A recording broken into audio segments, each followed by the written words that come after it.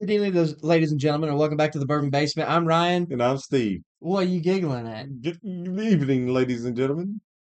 Sounds like you've already been partaking of some alcohol. No, I'm very sleepy though. Today is going to be our episode that we talked about because I didn't get to partake in the Lucky Seven episode on our live stream this past Friday because I was on call.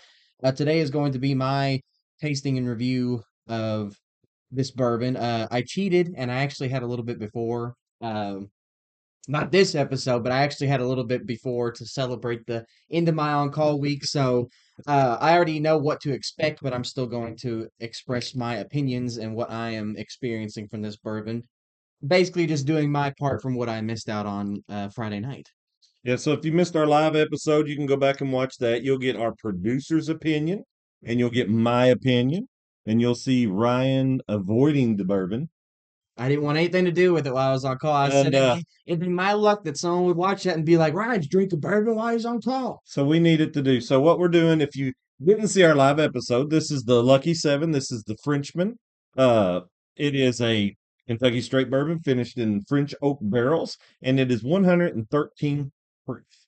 So a little on the steeper side.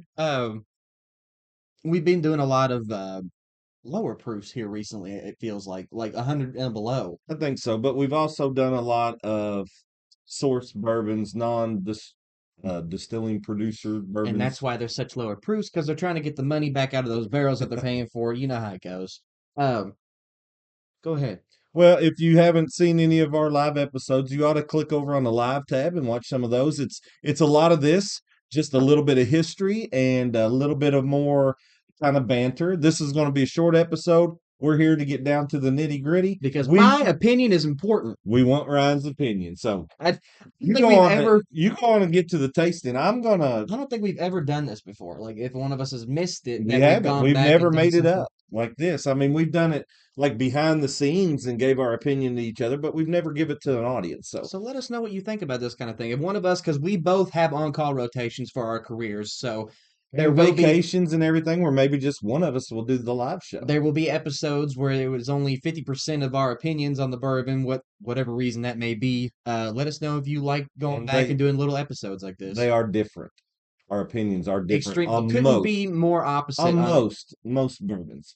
I'm not going to give you my class. I may If you want um, his opinion on this bourbon, go back watch and the watch the live stream. show.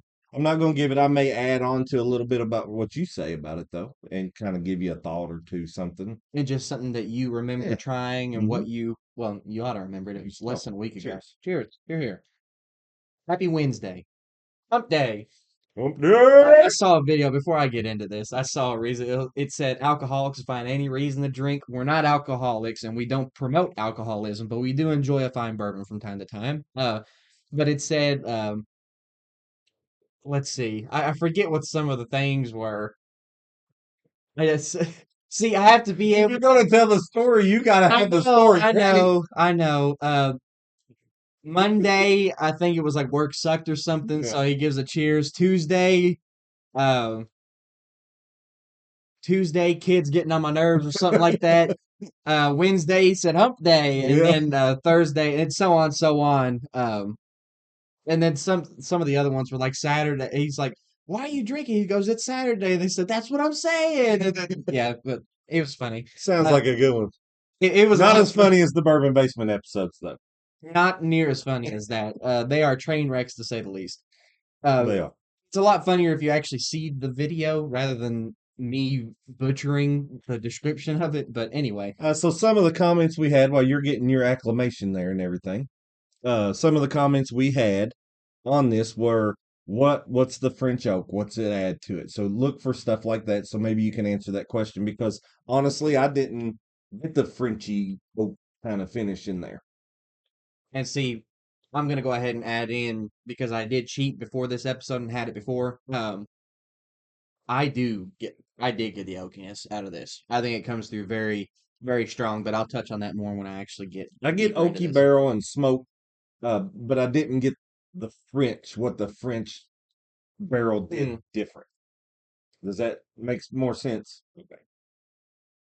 So if you get that, if you see a difference that the French barrel makes, maybe express on that a little bit. But now Do we you're in. know what it was supposed to do? Like what? I didn't look that up. Okay.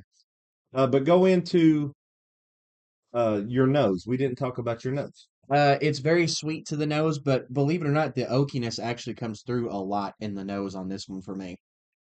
Okay. Which it even even double oaked bourbons sometimes don't come through as powerful as what I'm getting this one. It's gone. It's in the golf tin. Oh, okay. So we started moving the bourbon basement bottles around a little bit. We've got multiple man caves spread out throughout the property, and we're distributing evenly, I guess, through those. Got to have a little bit in every area that I like to partake and spend some time anyway. Well, I've noticed that most of those are normally duplicate bottles, but Mhm. apparently not in that case. Duplicate or nearly finished. Low. The multiple man caves I all have to mean, have bourbon. I love coming down to my bourbon basement and I love looking and seeing the bottles on the shelf. Now, we drank all our bottles. So if this is your first time viewing a video, any bottle that we have will be open and will be drank no matter how expensive the bottle is, even though we can't afford really expensive bottles. One day, we'll hit the One day. lottery one day. We did do a Van Winkle 12 year. That was probably our most expensive bottle to Our this day. second most expensive is Okie. where to go. I finished it. Oh my God. Okay, that's news to me. You saw a live reaction just now because that hurt my soul. I had no idea that that had disappeared from the shelf back here. I finished it, and it's on the top shelf of our empties because it was really good. That is, And you know how good it was. that's One of heartbreaking. our favorites in the bourbon basement so far. The second most expensive one, I wish I could have given you a better example by actually pointing to the bottle, but the bottle is in the graveyard. Uh, so that's a little disappointing. That was a live reaction of just sheer gut-wrenching horror that went through my head. But I like to look at the bottles. I like to sit down here, listen to music, look at the bottles, drink another bottle, think about wonder what that one tastes like. Oh yeah, that one was good. Also, I know this has nothing to do with the episode that we're doing, and we kind of got off track a couple We have. times. This was But supposed to be a short episode, and it's like one of our lives. the reason that the Oki or the OKI was so gut-wrenchingly disappointing is because we'll never have that bottle again. That was a Buff Turkey specialty bottle. That wasn't Yeah. just a normal sourced You'll have to Oki. get it on the auction or something and pay. That wasn't just a sourced OKI bottle that they normally do, just their blendings and stuff. That was a Buff Turkey bottle. So that was But if you're special. new to the show, there is an episode on the buff turkey where we go and we try it. If So you haven't seen so that you can already, go back and find that episode. There's about 50 live episodes on there or something like that. Did you save any for water? mm-mm, Do you need a little bit? mm-mm, No, you don't want to do it with water? mm-mm. Okay. Well, then I'll put some water and I'll give. Oh, no, I won't either. What? Spoiler alert, because I didn't like it with water. Uh-oh. Remember? Well, there's his opinion. Um, that is extremely good. That is that is very oaky. I'm telling you, I don't get just from a bourbon that's not a double oaked. Oakiness comes through very strong for me. It's very sweet. It's gingery. It's butterscotchy, and you wouldn't think those two flavors would go together, Yeah. but they do very well. It's got just enough bite to it that it keeps you. I don't know. It keeps you honest, I guess. So you're not just tossing them back like a cowboy or whatnot. You're actually sipping it like Yeah. it's supposed to be sipped. It's 113 proof, Yeah, which is a pretty high proofage, but I thought it drank a little bit spicier than 113. I don't say spicier, but I feel every bit of the 113, and I'm a high proof You kind know of it's guy. you know it's a high proof. Yeah, if you were to blind taste this, I might put it at. I'd probably put it at like 117 or so. Maybe just a little hotter than what it actually is. But you know it's over bottled in bond. It's over that 100 proof. Yeah, if We this is a talked hundred about it proof, not being beginner friendly. if this was a 100 proof, this would be a very harsh 100 proof. Oh yeah. Well, This would be a very harsh 100 proof. But I like the sweet bourbons. I like the high proof bourbons. So like this is right. I mean, this is right up my alley. I like I said, ginger, butterscotch, a slight cakiness kind of taste, like a vanilla cake in the background. So maybe just vanilla. Um, I I want to say a hint of nuttiness, but I'm not 100% positive on that because I can't put a finger on what nut it actually would be. There's so many of them out there, and apparently so many that we've been able to milk them now. We got almond milk, cashew milk, and all this stuff like this. So there's all kinds of of nuts out there. Mine was pecan. I tasted the pecan almost like a candied pecan or a what do you call those roasted pecans that you get with like the cinnamon and all that stuff on them I feel at like the I'd be able fairs. to tell pecan though because it's such a distinctive taste. That's what I get. But you still get nuts. So we're kind of on the same page with nut, but it's just a different one. Just different nut. Yeah. I don't know. But I don't think it's pecan. I feel like pecan is such a staple in my diet over the years that it's just one of those things that you know if you taste it. Yeah. I don't think that it's a more mild nut. I feel like pecans actually have a pretty intrusive and projecting flavor to them. I think they're kind of a dry. I think pecans are kind of they give you that dryness, and I get a little bit of that with this. Well, other nuts, they kind of blend together in their flavors. Like, just say you're eating trail mix or something. You Yeah. got cashews, which stand out on their own. You get almonds and peanuts, which can kind of blend together sometimes if you have enough of them. I think even if you had all those things, if you put a pecan in your mouth, you're gonna know it's a pecan. Yeah. Well, my trail mix is just the M&M part. Just Okay. yeah. This is why we can't keep trail mix around the house because all that's left is The raisin. the raisins, maybe a few peanuts. I don't know why you don't eat I love raisins. I eat it all. I was just trying to be funny. I don't know. I've seen some pick through trail mix in this house. Must Just be your saying. mother. Must be your mother That I believe too. then. That I believe too. But this, I mean, this is right up my alley. High proof, sweet, nutty, enjoyable, and smooth. It is smooth for 113. I'm not saying that it's gonna burn all the way down and it's undrinkable. It's smooth for a 113, but you definitely tell it's a 113 that you're drinking, which I think is a great thing that you're paying for a proof. You ought to be able to tell that it's the proof that they're advertising. Um, as far as do you want me to go ahead and do my ranking and stuff? Yeah, I mean, we're finishing it up and then we can end the show. This is just to get your opinion. I will comment about what you just said on there, though. I thought you're talking about the, well, I kind of lost my train of thought. But anyway, I thought it was kind of thick, like the after taste. You said the burn all the way down. I don't have the burn, No, but I I have said a it's not good like it's gonna burn all the way Well, I have down. a good coating on my mouth, like right now. Like I can still get those flavors and that taste. So it carries with you a long time. It's not one that you're going to drink, sip. It's going to be gone and you're going to forget. This is one that you can babysit for a little bit Yes. just let it last. And I will tell you that you were talking about it being good. Of course, what I remember about the episode is that the guys that do this, they source like good bourbons. Yeah, Yeah. to blend these kind of things. And it's all Kentucky bourbons that I know that they source. So So, I mean, if you haven't had this already, I definitely recommend you give it a try. I don't think it's beginner friendly. It's just price range. I think I remember we saying price range was great, especially for what you paid for it.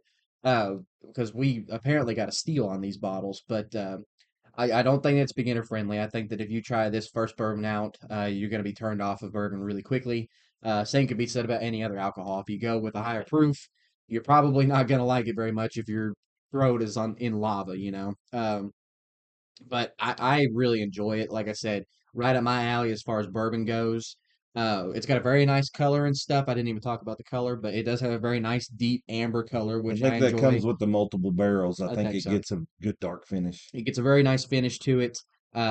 It's sweet, it's enjoyable, it's smooth. It kind of comes in one smooth wave all the way from the start of your palate to the end of it. And like he said, it kind of just hangs around for a little bit. I'm still tasting it right now, just speaking. So I do enjoy that as well. Uh, this has got to be a solid, all things considered, this has got to be a solid 7.3. All right, so that's good. So, just a spoiler alert on our live episode. If you go back and watch it, You can't give your rankings. Don't do that. well, I'll let them know how we stand all together. It doesn't matter. No, don't tell them your rankings. That's what draws the viewers in. Our producer ranked it at 6.8. I won't tell you my ranking if you're interested in that. And you ranked it at a 7.3. 7.3. So, and so that's it, guys. We've got Ryan's opinion on the Lucky Seven. I hope it was everything you dreamed it would be The because Lucky Seven Frenchman has been done. We had other bottles, and it was funny because we had to open this one first, and you'll see it if you watch the live episode as well. you'll know the reason why we had to open this one first. Because you have been known to go with the higher dollar ones of a collection first and then work your way down, which is kind of the backwards way of doing it. Yeah, But and this was not one of those cases. no, but I think the three bottles that I have at Lucky Seven, we're all in the same kind of price range. I don't have any that's like really, because the oldest one I got is a 6 year old. So I think they were all about the same price range. Well, And I think that at like Total Wine or something was right around, between 80 and $100. seems That's to a be a pretty popular, that's a Total Wine, yeah, yeah. seems to be a pretty popular price For range. for a non-distilling producing Yeah. bourbon that ain't like a real specialty. They're getting their money back out of it, guys. Don't you worry about it. That's how these guys are able to keep doing it. But hopefully, my opinion was everything you dreamed it would be. We have put out this, or will be putting out this special episode just for my opinion alone. You're welcome. I know. I know that it is really just one of those things that you can't live without. That's right. Uh, And when we record these little shows, just like a live show, except the comments and stuff aren't live. So that's the only difference in these kind of shows and the ones that we do on Friday nights. Speaking of Friday nights, tune in Fridays at 6, and you can see more of this, but live. And then you can joke with us and more of a and train drink wreck. with us. More of a train wreck for sure. Usually technical difficulties. Now, not recently. We've been doing all We've right. been all right. I think we've had like 3 shows in a row where it's I was gone. going to say two, but I three, think it it's may been be three. three. I think it's been three. Anyway, guys, all that being said, we appreciate you all giving us a little bit of time out of your day. Once, like he said, tune in Friday, 6 p.m. Eastern Standard Time. If you want to see our live shows, we do a different bourbon every week. And it's always a fun time just hanging out, drinking with everyone, starting the weekend out the right way. But all that being said, guys, we will see you on Friday, 6 p.m. Eastern Standard Time. And as always, why drink alone? When you can drink with us. We'll see y'all Friday. Later.